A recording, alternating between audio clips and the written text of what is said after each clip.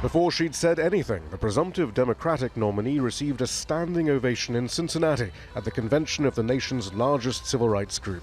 Hillary Clinton agreed to fight for police reform from her first day in the White House onwards, if elected. We white Americans need to do a better job of listening when African Americans talk about the seen and unseen barriers you face every day.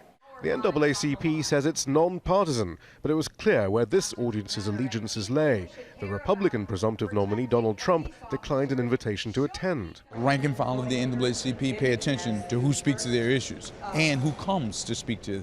Those who've gathered here are from an older generation of civil rights activists who've long felt the Democratic Party is more likely to be their champion than the Republicans.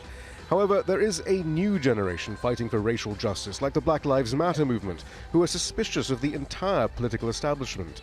During this election campaign, they've highlighted Clinton's past support both for policies that led to record numbers of incarcerated black men and the slashing of the social safety net that critics say created extreme black poverty during the 90s.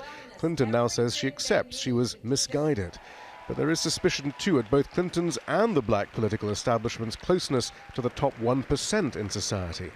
And in fact, it was noticeable that among the major sponsors for the NAACP convention, the first ever NAACP Wells Fargo Idea Lab is the banking group Wells Fargo, the same company that paid out $180 million in a settlement with the Justice Department in 2012 because of its targeting of black communities with high-interest predatory loans. There's no disconnect at all. I mean, here's the reality. We hold accountable banks. We have sued many of the banks who are here.